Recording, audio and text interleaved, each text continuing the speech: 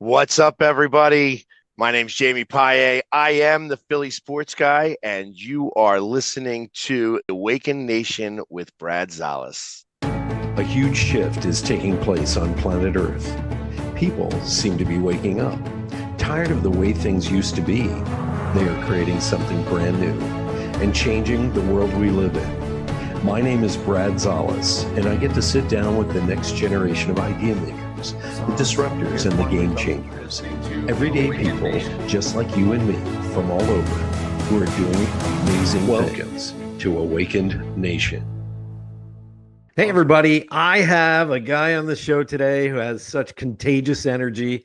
And when you see him in the stands, you know who it is. It's Jamie Pagliei, the Philly sports guy. Welcome to Awakened Nation, my friend. Thank you for having me, Brad. I look forward. I look forward to doing this. Got to give a big shout out to Sarah Crockett, who hooked us up, got us connected. Thank you so much, Sarah, a fellow Pennsylvanian. Let's dig in, man. How in the heck did this all get started? Were you a big sports fan as a kid? Yes. So if we want to go all the way back to the very beginning, my mother and my grandmother worked at the Spectrum and Veterans Stadium. Hmm. And that meant that every game they would go, every home game they would go into work. So as a young child, I would be in front of the television watching these games, thinking that I was going to see my mom on TV because, you're 2 years old. You don't know any better. She Right. worked as a waitress in the club in the Spectrum. So there was never going to be a chance that I was going to see her. But you don't know that. And so I learned how to become a fan at a very, very young age. I taught myself how to read and do math by reading all the newspapers and checking out the sports scores and the box scores and everything, knowing who scored the goals that day and how we won or lost and how far away we were from being in first place. And as I grew older, at 14 years old, my mother said I have to go get a job. I started to work with my father for about 2 minutes, and he was pushing wheelbarrows of concrete. And I says I want to go work with mom. So I then went and started bussing tables at the Spectrum, and ultimately with not only would I be working, but then I would get to go watch the games because all I have to do is go down the hallway and make it to watch the game, like where the Zambonis would go in and out of. So it was one of those situations where it was like I always was there. And back then, we're talking in the 80s, just the world was different in terms of Yeah. sports. The players were so much more accessible. So Yeah. it made things a lot easier. Like I would talk to these players, I would be a part of what they had going on. And it was just something that I kind of grew up with. And, ultimately, as I got older, I started to do different things, but would always go to games.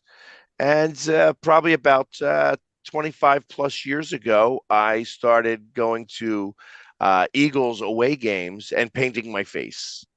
And that's how the paint got started. And over 25 years, it's evolved to kind of what it is now. And uh, literally 6 years ago, I was recognized the first time I was actually shown on television. And production company, uh, King Creative down in Delaware, which is where I am today, said, yeah, we'd like to have you do a commercial for us for a charity called Mascots for a Cure. And I came in and they're like, your energy's amazing. You're like the Philly sports guy. You should see if that name's available. And it was. And ultimately, they says, we'll teach you how to do social media if you want to learn. I said, okay. I mean, I had my own business, but it was struggling because I was a chimney sweep and a stonemason, and it was just hard to find help that would want to do that type of work. Right. And so I started to learn how to do the social media aspect of what I do. And Now it's become a real big thing here.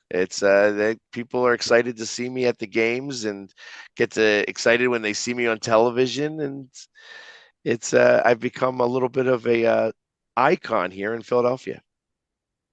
Folks, if you don't know who the Philly sports guy is, let me show you a couple of his reels.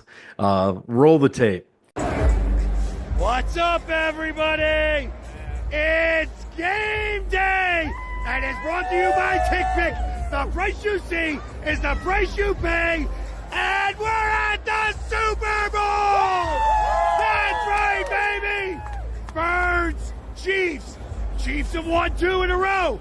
Never has a team had the opportunity to win 3 in a row. But it ain't gonna happen today, baby! The Birds got some unfinished business from 2 years ago, and we finished the job today. No excuses, no denying it, no doubts at all. I hope all these Chiefs fans, including Taylor Swift, brought some tissues because her boyfriend's going to lose. Kermit's going to lose, and the Birds are taking Lombardi back to Philadelphia. Go Birds! Yeah! What's up, everybody? Day 4 of the Preston and Steve Camp Out for Hunger. It's already a great day. They're giving out stacks of cash, doing all the things that they're doing here. But we need your food donations. That's right. Lots of hungry people in Philadelphia, and Phil Abundance does an amazing job to make sure that they get met. That's right. I all about community, and that's what Preston and Steve is pushing here all the time. So you still have time to get down here today. If you can't do it today, they're going to be having trivia tonight. Come tonight to Victory Brew Hall. Bring a donation, bring some money. You can win a suite to go to the Flyers game, the entire suite. That's pretty sweet. So come on down here Thursday all day long. I'm going to be here. Let's go, Preston and Steve. Yeah! How do you miss both foul shots? They're trying to lose this game. Toronto fans, they're trying to lose this game. Let's go, Sixers. Yeah! What's up, everybody? It's game day, and I missed it yesterday. We took care of stage 1, win the division. Now we got one more. The regular season, we get the #1 seed. And you know, we got a long red October coming, baby. That's going to end with a parade down Broad Street. Let's go, Phillies! Yeah! What's up, everybody? It's game day, and it's brought to you by TickPick. No hidden fees. PSG 25. Get you $25 off. It was Dallas week. I got my man, True Blue here. What's up? Ready to start crying because the Cowboys are going down. No Dak, no wins. That's right. They've been winning a lot, but it don't matter. We still want to beat them. Let's go, Birds! Woo! Yeah! Man, you have this energy. How hard is it to keep your energy up through the entire game? I mean, how hard is that? Not very hard.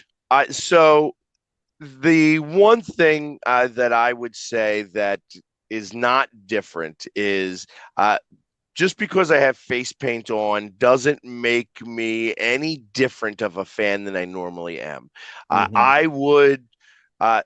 I wouldn't be allowed to watch games in my house because I would scare my kids. Like it would go from it would be quiet, and then all of a sudden the Flyers would score a goal, and I'd be like, yeah, and they would jump out of their skin, And the dog runs out of the room. Yeah, things like that, and it's and so ultimately, and it was like I would go watch Eagles games, and I'd be at the bar, and I would have my own television, and I'd be sitting here like this watching the game, and I would yell at the television different things that I would see.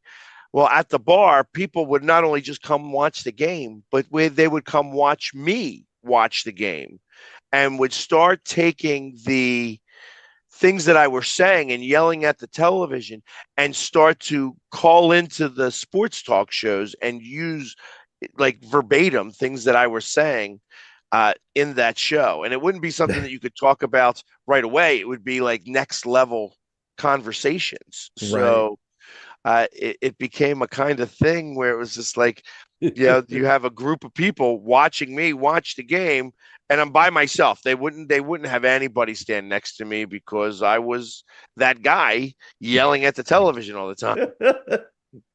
That guy. Um, Ladies and gentlemen, for those of you who are listening only and not watching on YouTube or Rumble, Jamie has this amazing mohawk. And now it's a permanent fixture, I'm assuming, because when he puts his makeup on, it is a part of that war paint makeup that he puts on. The mohawk stands out as well. By the way, we need to give a plug to your barber if that's if you have a special gel, anything that you use for that. So the gel that I use is called Gorilla Snot. Yeah. So, and most of the time I cut my hair myself. Yeah, Like it's I pretty shave easy. my head, and like if I have to, like during the summertime when I'm switching from Phillies colors, I'll have to bleach it. So normally I have really dark hair, but I'll bleach it blonde so that the red and the blue show up better. Because Right. green will show up really well on the black, and the orange will show up really well on black, but not red or blue. That's amazing. Uh, how'd you like that Super Bowl, baby? That was great. It was awesome. It just as awesome as it looked on television was just as great as it being there. I kept thinking to myself, did the Chiefs show up for that game? Because they didn't score for like how long? Um, I made $500 last year on the Chiefs in the Super Bowl, and this year it was just way too close. I mean, the odds out here in Vegas were like, I mean, it was pretty equal. But I was surprised at the Chiefs' performance because, I mean, with a score like 40-22, that was clearly the Eagles dominated, which they did. You could see it was just incredible game, incredible game. Yeah, the fact that they only let up 23 yards of offense in the first half, and that score really was 40-6. I mean, you could tell that the fourth Yeah, quarter they just let up off the gas some. They just were not. It wasn't as they were just like they started to celebrate. So I that's love it. we owed them that. We owed them that. So. Yeah. Um, I grew up during the era when the Flyers, the 76ers, the Phillies, the Eagles, they were all going for the championships.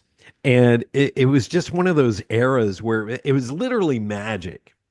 You know what I mean? It was just magic. Do you see that coming around anytime soon? Because now with the Eagles winning the Super Bowl, are the other teams going to step up a little bit and just get that Philly excitement that we used to have?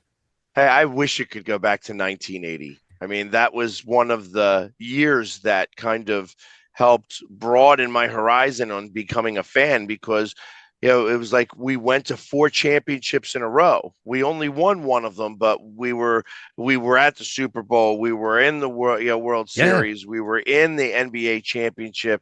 We were in the Stanley Cup. Right now, I feel that winning begets winning. So I'm hoping that the Phillies would be able to take heed and maybe be able to get over the hump that they weren't able to get over with in previous years. The Sixers and the Flyers right now. The Flyers at least have a plan. The Sixers, I'm really frustrated with at the moment in terms of how they are just dealing with the way that they're dealing with things as an organization. I'm not very excited about. So I don't know that those two teams are going to be anywhere close anytime soon. Uh, but obviously, the Phillies are right here knocking on the door, and the Eagles. I don't see any reason why they couldn't go back and repeat. Yeah. I think that a great franchise when they get hit like this and they get that win, they got a 5-year window to just keep that momentum going, to keep it going. Do you agree with that one? Yes, I feel that. I mean, obviously, injuries play a big part, and somebody getting hurt, the right person getting hurt, could cause everybody to be down on themselves. That being said, I like right now the Eagles are a very young team, Yeah. and the fact that they won the championship with the youngest defense in the NFL, and they were all the number one defense. I feel that they could really have the opportunity to not only repeat but possibly get that three-peat. The Phillies, I feel like the Phillies have always been a player away. Excuse me. Even in 22, when they were there, and they wound up getting uh, hot at the very right time. It was like, yeah, do we need that one extra person who can do this little bit more that would be able to get us over the hump? I kind of feel the same way with this team right now, that this is a great team, but they need that one extra person to help get us over the hump. Right. Now, right now, I'm in Vegas, and the Golden Knights came out of nowhere. I mean, when they won that first Stanley Cup, it was like, whoa, reinventing the speed at which hockey is played. Our goalies they're hot stuff, man. What do you think about the Flyers? Are they going to be a contender this year, or are they just, I haven't been watching all the teams lately, but what do you think?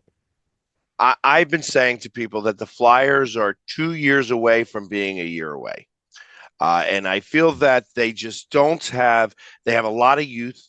They have a lot to learn as a team in general. The defense just kind of doesn't do their job 100%. They give away the puck a little too easily in their defensive zone. Uh, when you look at the Golden Knights and you see how they came about, it was when they did the expansion, the NHL wasn't Yeah. ready for it.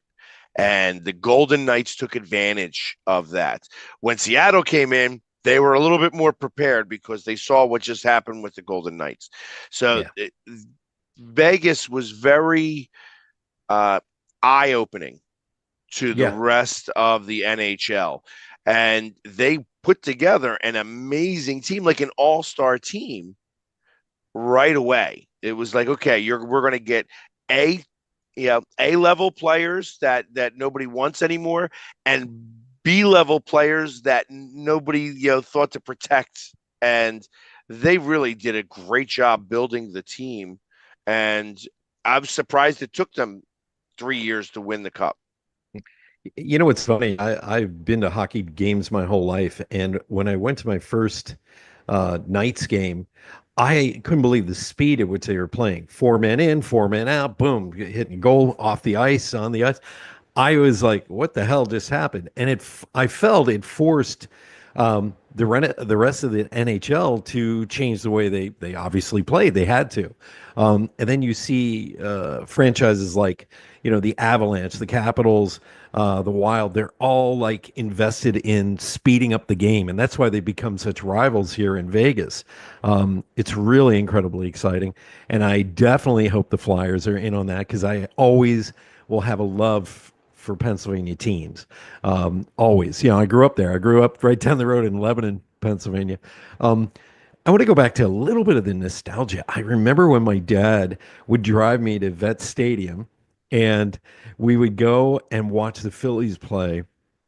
And that sticks out in my mind so much. So when you're talking about your mom working at the Spectrum and you getting to work there, it really touches my heart.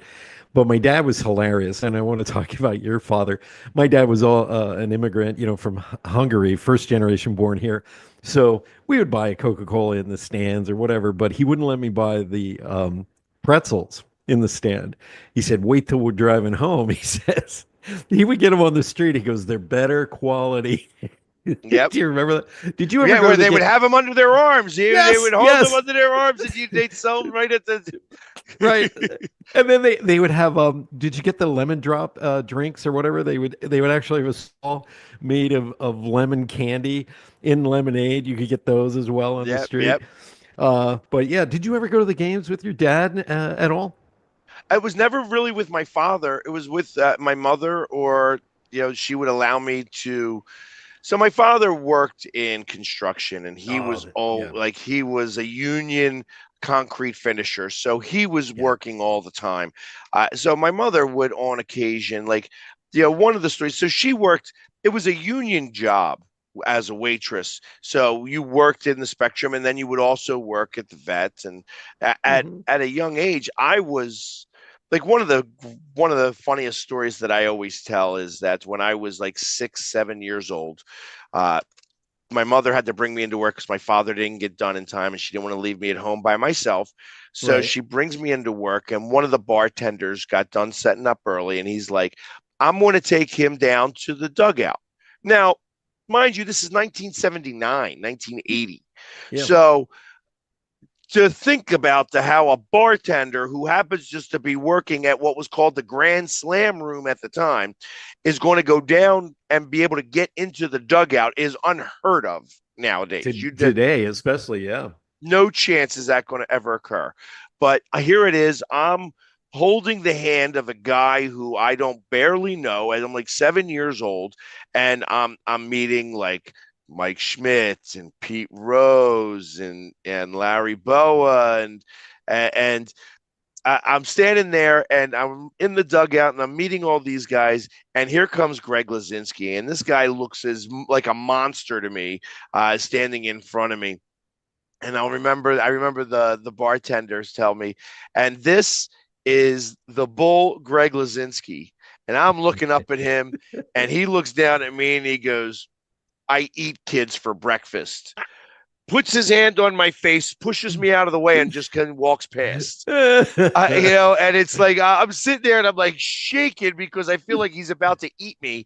Right. But it's just like it's such a funny story. You know, uh, go now 40 years later, I tell him this story. He's at Citizens Bank Park. He's got Bull's Barbecue. I tell him this story, and his response to the story doesn't crack a smile or nothing. He's just, "You must have been small." That is hilarious. And this is the difference between regular guys and professional athletes. I used to work at Hershey Park. And when I was like 16, 17, Muhammad Ali came to the park with his daughters. And we're talking late 70s, early 80s. And I'm looking up at him, going, ha, ha, hi, champ. It's like, it's a little intimidating. Even if you are somebody who's not intimidated by that, it was like, you got to be kidding me. Who was your favorite team player to meet? Was there anybody in that roster that you The really one loved? person, the one person that I was uh, probably, I never got very fangirlish, is the best way I can explain that. I never really Right. got excited for any player because I was so used to being with them all the time. However, I remember at 15 years old shaking Wilt Chamberlain's hand. Oh, wow. And it was like, I knew he was going to be coming through and what have you. And I kept waiting. I'm like, is that him? Is that him? Is that him? And then he walked in the room. And I tell you, it's amazing. Like I can imagine Shaquille O'Neal has a very similar presence in certain circumstances that when he walks into a room, it's just immediate. You could tell like his aura comes in ahead of him and he's just that guy. And I went up and I shook his hand, and I've got some pretty big hands. His hand encompassed half my arm. And it was like I'm just like, Mr. Chamberlain, I just want to shake your hand. I don't want an autograph or anything. And he shook my hand, and literally his fingers went like halfway up my arm. And that was probably one of the most exciting moments of like who I met that really was just over the top. I can just imagine because I think there's a picture of Arnold Schwarzenegger and Will Chamberlain. Was that in Conan the Barbarian? I think it was that first movie. And you So just he go was ahead. it was actually, yeah, I guess it was Conan the Barbarian when he was going after Conan the Destroyer. Ah, yes, yes, Conan the Destroyer. But there's this picture, and you're just like, you know, one of the big claims to fame that Arnold Schwarzenegger had was he was one of the first tall bodybuilders. He was like 6'2", I believe it was. So to see Will Chamberlain next to him, you're like, okay. Now I get why he's a great basketball player. You're just like, you got to be kidding. He had the genetic pool. He won the genetic lottery, as they say, for basketball. That's awesome. Was there anybody else that you met that you were excited about? I mean, I've met so many different ones. I mean, you know, Eric Lindros, Yeah. John LeClaire. I, I've become friends with Jason Kelsey, Wow. and so like it's like again, it's never fangirl. It's like these guys are just normal human Yeah. beings, and it's awesome to be able to get to know them as human beings rather than uh, as a fan. The Yeah. hardest part about being the Philly sports guy uh, is it's not, I can't snap my fingers and the face paint disappear. So Right. the hardest part about being an athlete and then having to deal with me is that you feel that you have to be on because you see the face paint and you don't know who I am without the face paint. So interestingly enough, I was able to become better friends with Jason when here it was like I was going to his show and doing his late night with late, they call it late night. And the first time he ever met me without the face paint, I'm like, Jay, it's good to finally see you without the paint on. He's like, oh my God, it's you. Like it, and immediately it changed the way that he looked at me because he realized I am a human being and it's not a matter of just being that guy. It's not all an act. It is that I am a genuine Yeah. person and that it's, that's the difference. And until you get to see me without the paint, it makes it difficult to understand that there is a person Yeah. underneath all of it. And I think that that also harkens to your style. You consider yourself friends first. You're not a fangirl, which I love that you said that because I've had people ask me how I get such big names on my podcast, and it's because I meet them in person, but I don't treat them like, oh my God, it's you. One of my guests, he's on a couple of times. He's a professional Major League Baseball player, and the reason we're friends is we got backstage, and he wanted to know how to do jujitsu. So I was playing around with him, moving him around and stuff.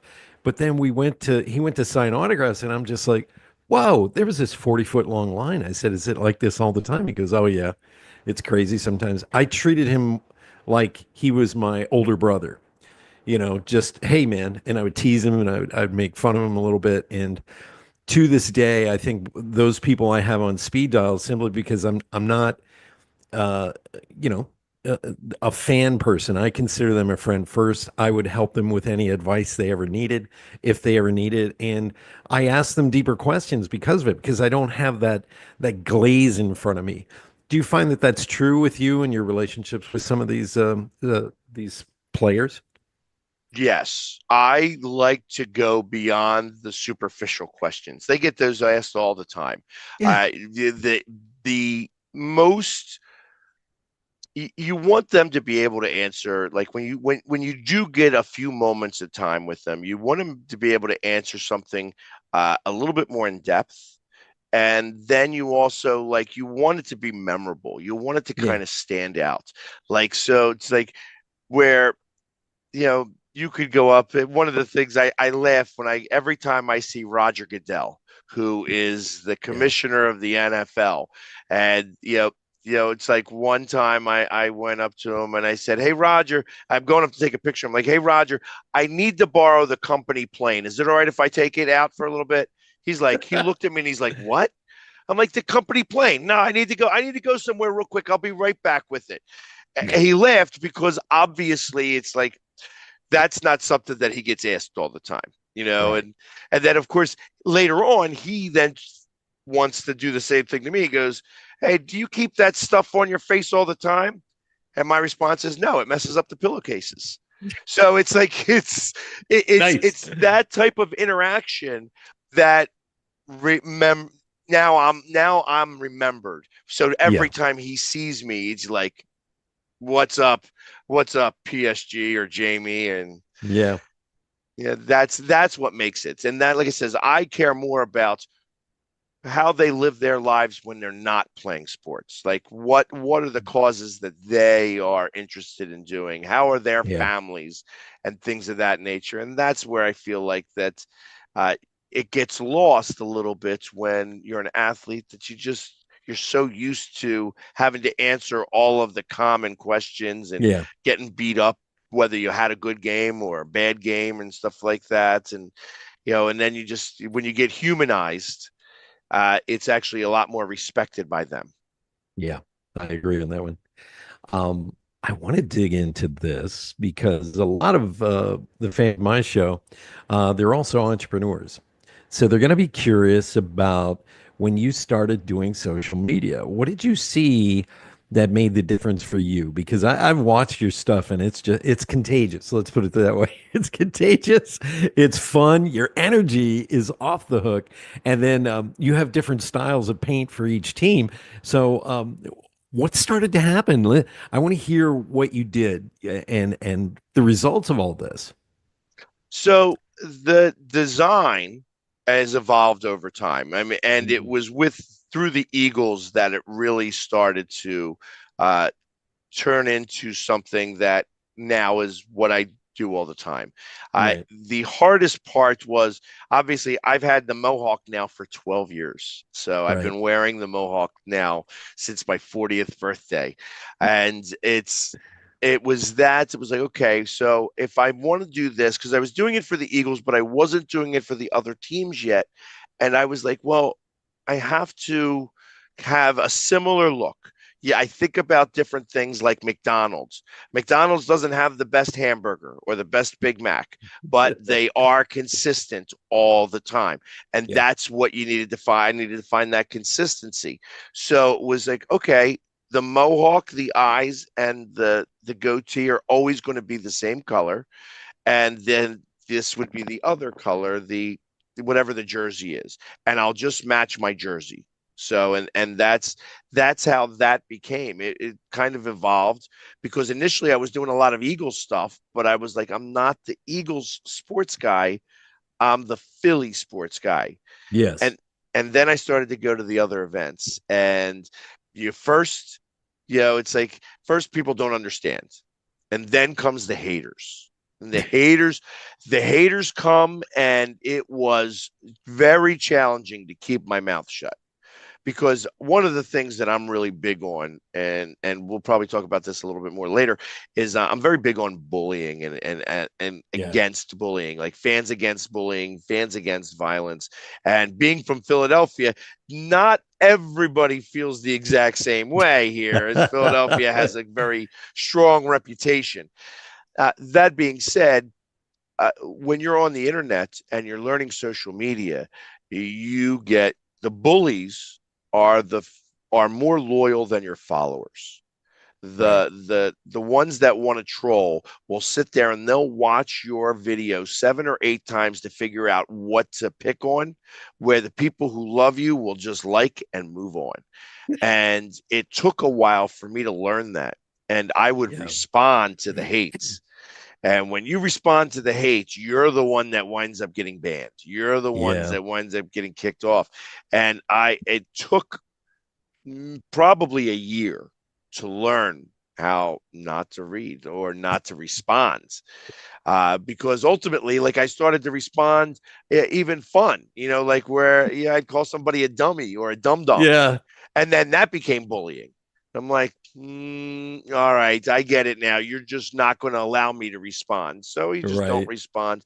And then ultimately, you don't have to respond because then the followers start to actually get your back.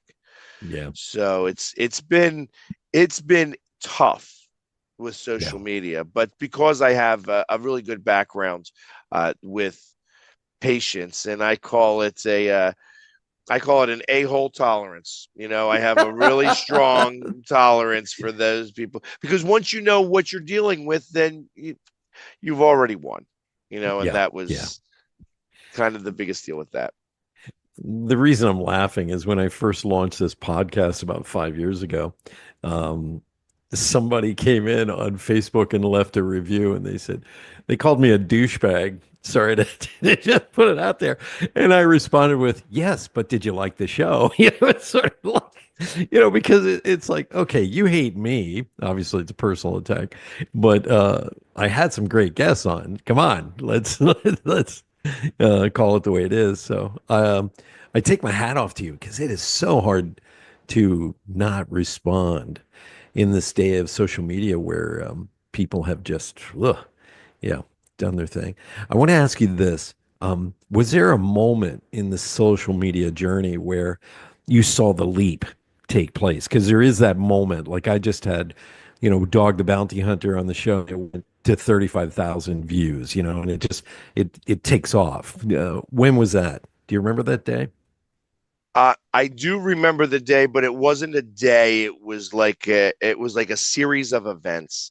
I was very challenged at one point whether this was going to work or not. This was like I have children and they like sandwiches and I was running out of money. It was becoming very difficult. I wasn't being able to monetize the way I wanted to, and I had to make a decision on whether I was going to continue to do this or not. And I received a message and I have no idea, like I don't even know if I could find the message again, but this person wrote to me and said uh, that he had been a fan of mine, and his father, who was terminal cancer, was given 1 month to live, and he was watching a game, and they showed me on television on that game, and he was like, his father goes, "That guy looks like a fun guy." And because I happened to follow you, I'm like, oh, look at his videos. Here's his videos. And he said, his father was like, okay, he was only given 1 month to live. 1 month goes by, 2 months go by. They're sharing my videos every day. 3 months go by. And ultimately, after the fourth month, he passes away.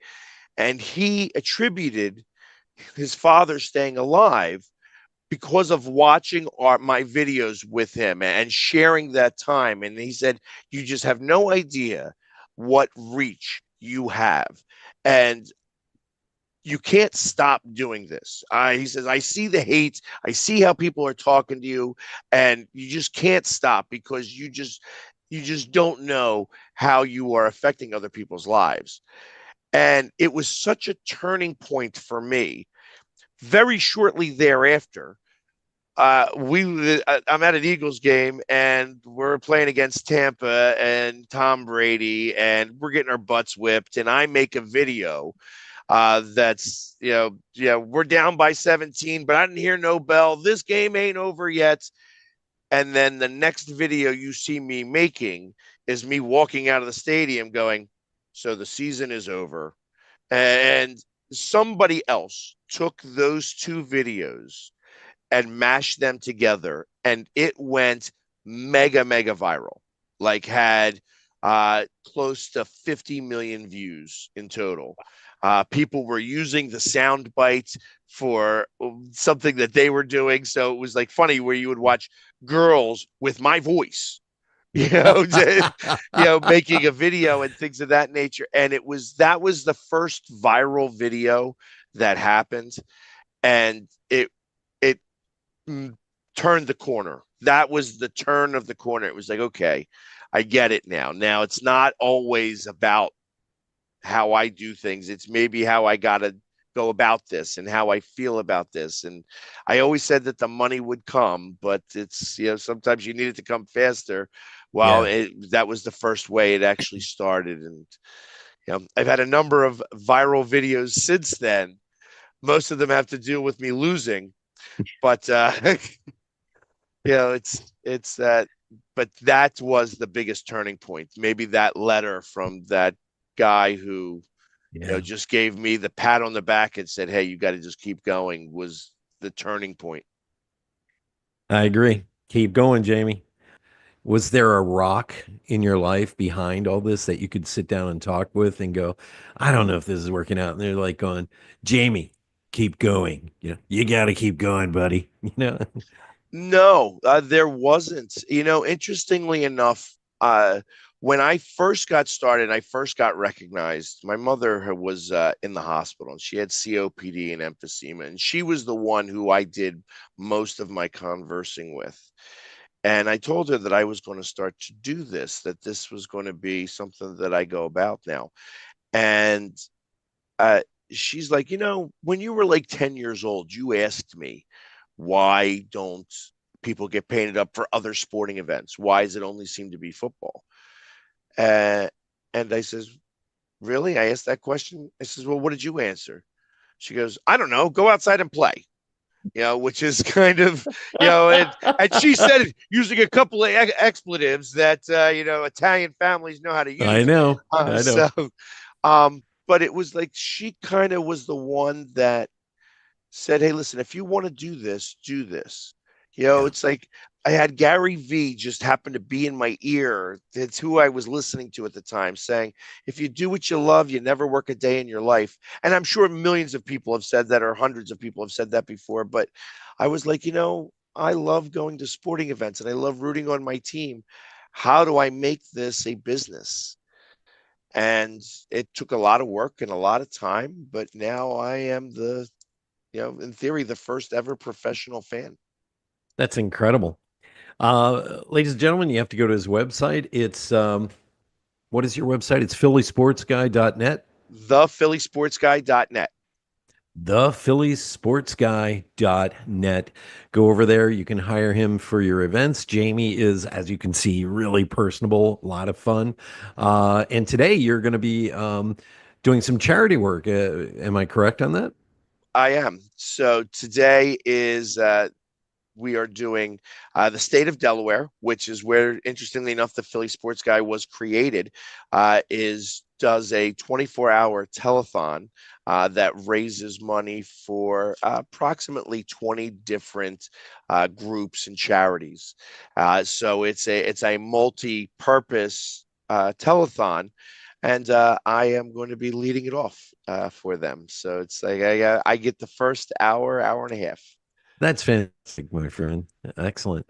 Um, for those of you who don't know, I grew up in Pennsylvania. A lot of people know that, but um, Jersey and Delaware and PA are the tri-state area, really, of Philadelphia. Everything is around that, including Maryland, I believe. And so, yeah, it's very easy to be a Phillies fan or a Flyers fan, 76ers, it doesn't matter, because it's all right there for us. I used to love that drive into Philly. It was a 2.5 hours from Lebanon, and then we'd get on the Black Horse Turnpike, I think it was, and then it was crazy. You go from Amish town, where it's real slow in the roads, and then we get into this chaos, this crazy chaos. But thank you so much for being on Awakened Nation, my friend. I love your stories. And it's fantastic. Your energy is contagious. I'm going to show plenty of your clips. I look forward to it. But I'm not letting you go just yet. I always have a lightning round at the end. Are you ready? Are you ready? I'm ready. Let's go. You mentioned Pete Rose at the beginning of this interview, and I feel that he passed away. I also feel that he had gotten some unjust desserts. He was caught gambling on his own games. Do you feel that he should be vindicated on some level? Are his records put back in? I think they were waiting for him to pass. I feel that first off, a whole different story on how I feel about the Baseball Hall of Fame. I have very strong feelings about that, and I am a big baseball fan. And I feel that the Baseball Hall of Fame is no longer the Baseball Hall of Fame. It's the Hall of somewhat good. So and because they have done so many injustices Pete Rose, I felt like because of the way that he did things, and he was just not the nicest of people. He could have probably had this overturned much sooner, but because Yeah, he wanted to be an ass, well, when you're going to be an ass, you're going to get treated like an ass.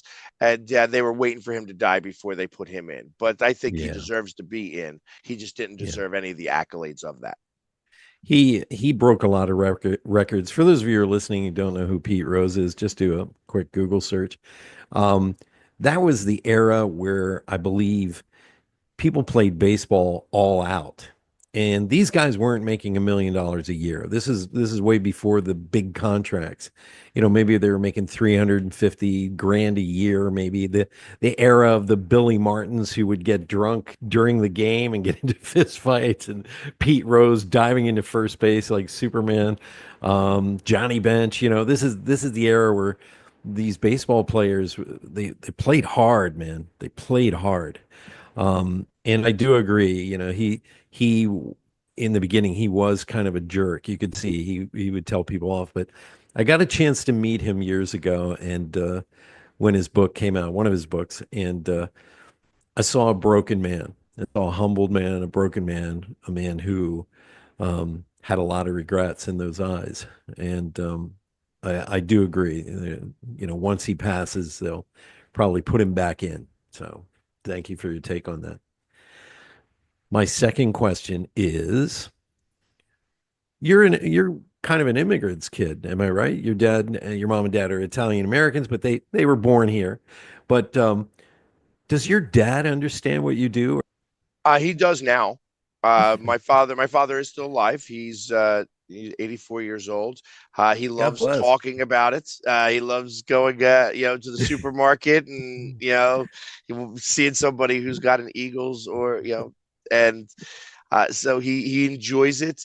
He doesn't get to see much of what he does. He doesn't ever go on social media or anything like that, but he hears about me all the time. Does he get it? I don't know that he gets it, but as long as I'm making money, it's all that matters. I am always curious because you and I probably have very similar upbringing. My dad being Hungarian, he wasn't telling me how proud he was every single minute, and putting me up on a pedestal. So you're kind of sitting there when you do something like this. I believe they're surprised and proud at the same time. Would you say that's right? Yes, I feel that although he has no understanding of what it is that I do, the outpouring that he gets and the way people gush over me when he talks to them, I think makes him proud. Yeah, I can So, see that, my friend. I definitely can see that. so you And said you're Hungarian. I don't mean to cut you off. You said, have you ever been to Hungary? no, we were about to take my dad, and then he got sick and he passed away. We were like this close. But I did get a chance to take him to one of his favorite places he's always wanted to go to, and that is Alaska. And typical of my dad, he bitched the whole time he was there because they do this. Why is this? That's too expensive. Dad, just sit and enjoy yourself for God's sake. I don't think they can enjoy themselves. They always have to be moving and working. But that's a different generation, my friend. Definitely a different generation. I Um, have been to Budapest. yeah, the So food's amazing, isn't it? oh my Lord, it was yes, I spent 3 weeks over there. I used to, I guess we'll talk about this maybe a different time. I used to be an arm wrestler, You're and I went kidding. for the World Championships of Arm Wrestling. I wasn't a participant. I actually sponsored somebody, and they went to the World Championships. So I got to spend 2 weeks in Budapest, and it was absolutely amazing. I was going to ask you, what is the one thing that we should know about you that we don't know? And here we have here. You sponsor international arm wrestling competitions, big guys. You should now get into that slap competitions now. I won't do. Yeah, somebody else could be getting slapped in the face. That you ain't no chance you're gonna get a slap on you, and somebody's gonna slap me. I'm going to slap that mohawk off your face. No, you're not. My third and final question I want to ask you is, with everything you've been doing and this extraordinary life, this amazing energy you bring to the table, do you have a favorite memory? A favorite memory. doing, I guess, of doing the Philly sports guy. Anything. I'd say the most. It probably is the most recent, obviously, being at the Super Bowl and when they won. And there's on my Facebook that somebody got a picture. It was one of the newspapers took a picture of my face where you can kind of see a tear starting to form because we just won the Super Bowl, and it was this smile as I'm looking up at the clock and knowing that we're going to win here. And that's an amazing memory to have.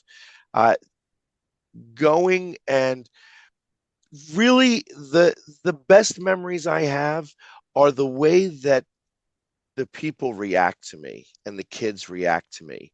That's really what makes this as rewarding as it is.